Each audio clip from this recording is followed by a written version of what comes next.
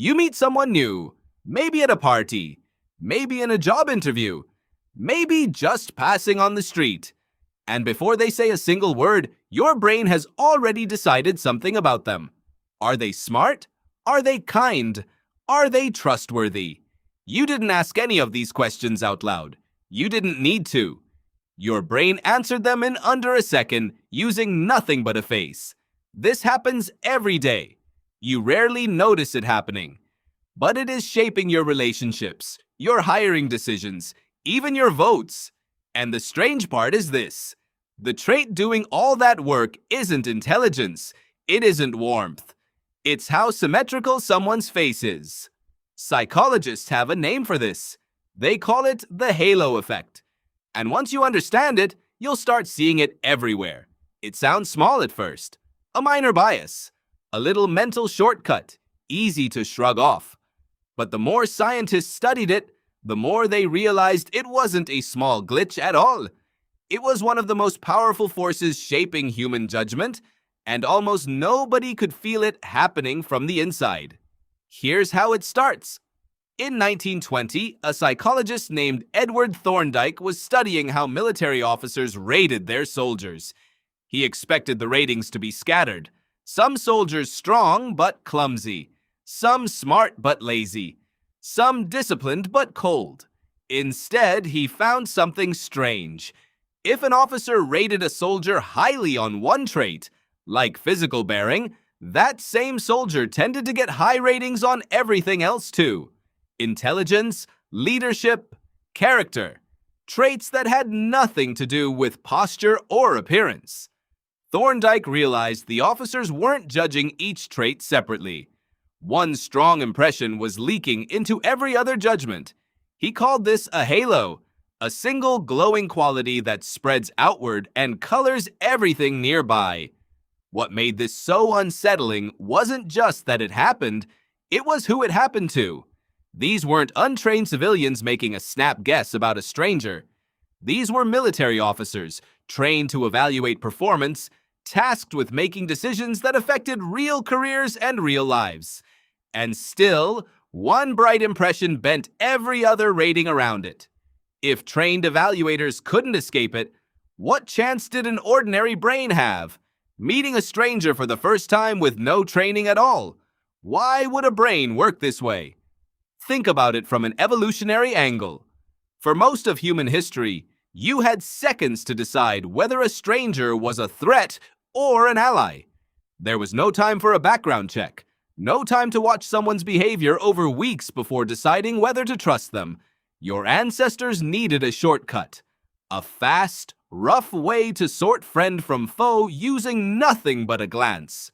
So the brain built one. It bundled traits together. If something about a person looked good, healthy, symmetrical, the brain assumed the rest of the package was good too. Strength implied trustworthiness. Health implied competence. It wasn't accurate, but it was fast. And on the savannah, fast usually beat accurate. Consider what symmetry actually signals. Biologically, a symmetrical face often means a body that developed without major disruptions. Fewer illnesses in childhood, fewer genetic mutations, steadier access to food. None of that tells you whether a person will keep a promise or share their last meal with you. But your ancestors weren't running a controlled experiment. They were making a gut call in a few seconds, and health was at least a real signal of something. Over time, the brain stopped stopping there. It kept adding traits to the bundle that had nothing to do with survival at all. Kindness, intelligence, honesty. All of it got folded into the same glowing package, triggered by nothing more than a symmetrical face. That shortcut never left you. It just changed targets. You no longer need to guess whether a stranger will share meat from a hunt. But the same ancient machinery fires anyway, every time you scroll past a stranger's photo or shake a hand for the first time.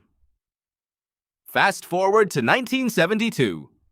3 researchers, Karen Dion, Ellen Burscheid, and Elaine Walster, ran an experiment that would become one of the most cited studies in social psychology. They showed people photographs of strangers, rated in advance for attractiveness, and asked participants to guess things about them: personality, career success, even how happy their marriage would be. People had no information beyond a photograph, no resume, no conversation, no behavior to observe. And yet the results were consistent. The more attractive someone appeared, the more people assumed they were sociable, kind, competent, and successful in life. The researchers gave this finding a phrase that stuck: "What is beautiful is good." Notice what's happening here. Attractiveness has nothing to do with kindness, nothing to do with competence. But your brain doesn't process it that way. One glowing trait leaks into every other judgment, exactly like Thorndike's officers rating their soldiers. And the effect wasn't small or occasional. It showed up consistently across different groups of participants, different photographs, different combinations of traits being judged. The more researchers tested it, the more it looked less like a quirky exception and more like a default setting. A rule your brain follows automatically, unless something forces it to slow down. What's worth sitting with is how little information people were working with. A photograph, no voice, no handshake, no conversation, just a still image. And from that alone, entire imagined life stories got built. A happier marriage? A more successful career? A warmer personality? All invented instantly from bone structure and skin. Here's where it gets stranger. You'd think, once shown this bias, people could correct for it. Just consciously adjust.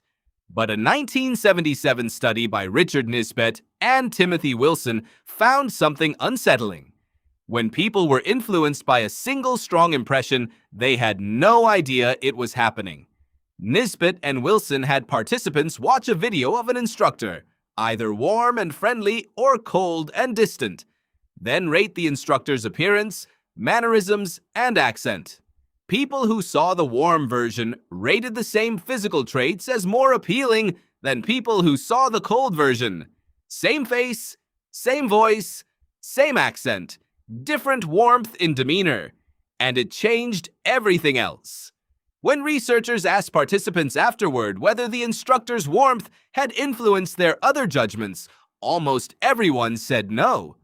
They insisted their ratings were independent, objective, based only on what they'd actually seen. They were wrong, and they had no access to the part of their mind that was wrong. The halo effect doesn't just bias your judgment, it hides the fact that it's biasing your judgment. This is the part that should genuinely unsettle you. It isn't that people were fooled and could be corrected once shown the evidence. It's that people actively defended judgments they believed were rational, when the judgments were nothing more than one warm impression bleeding into everything else. Ask yourself how confident you'd feel in that same position, insisting your opinion of a stranger's face had nothing to do with how friendly they seemed. Nisbett and Wilson's participants felt just as confident, and they were completely wrong about their own minds. So why does this matter to you, specifically, today? Because this shortcut is running constantly, in situations far more consequential than judging a stranger's face at a party. Hiring managers rate more attractive candidates as more competent, even when reviewing identical resumes. Jurors rate more attractive defendants as less likely to have committed a crime, even when the evidence is the same. Teachers unconsciously rate better-looking students as smarter. None of these judges think they're doing this. Like the participants in Nisbett and Wilson's study, they believe their assessment is objective. It never feels like bias from the inside. Think about how much of modern life runs through evaluations exactly like these. A resume screened in seconds. A courtroom decision that will shape someone's next decade. A student's report card, built partly from a teacher's gut impression rather than pure performance. In each of these cases, the person making the judgment believes they're weighing evidence, skills, facts, behavior. But underneath that belief, an ancient shortcut built for reading faces on the savannah is quietly doing a large share of the work. And it isn't limited to faces. The halo effect spreads to brands, to products, to entire companies. If a company makes one product you love, you assume its other products are good too, often without evidence. If a public figure says one thing you agree with, you assume you'll agree with everything else they say. One bright point of light, and your brain fills in a whole glowing outline around it. A single well-designed app convinces you the company behind it must be trustworthy with your data. A single charismatic speech convinces you the speaker must be competent at everything else they claim. The glow spreads far beyond the one thing that actually earned it. Here's the twist, though. The halo effect isn't only working on you when you judge others. It's working on you when you judge yourself. Think about the last time you made a good first impression. A job interview that went well. A first date where you felt witty and sharp. In that moment, you probably felt more confident about everything else too. Smarter, more capable, more likable overall. That's not accurate self-assessment. That's the same glowing halo, turned inward. And this is where the ancient shortcut collides with modern life in an uncomfortable way. Your ancestors used this trick to make split-second survival decisions with almost no information. You are using the exact same trick to decide who to hire, who to trust, who to vote for, and who deserves the benefit of the doubt in a world with far more information available than a glance ever gave you. The shortcut hasn't updated. Only the stakes have. Think about how differently this bias behaves depending on which direction it points. When it's aimed at strangers, it costs them something. A less attractive candidate loses a job to someone equally qualified. A less symmetrical defendant gets a harsher sentence for the same crime. But when the halo effect points inward, at your own reflection after a good moment, it costs you something too, just quieter. A single lucky win convinces you that you're generally skilled, right up until reality corrects you. A single compliment convinces you the whole room agrees, right up until it doesn't. The glow feels earned either way. It rarely is. So here is the uncomfortable question worth sitting with. How many of your strongest opinions about people were actually built on evidence? And how many were built on a single glowing impression that quietly colored everything else? The next time you meet someone and feel an instant overwhelming sense that they're trustworthy, brilliant, or exactly who you thought they'd be, pause for a second. Ask what that impression is actually built on. A conversation? A resume? Or a face that simply looks symmetrical enough for your brain to fill in the rest? You meet someone new, and before they say a single word, your brain has already decided something about them. Now you know what that decision is actually made of.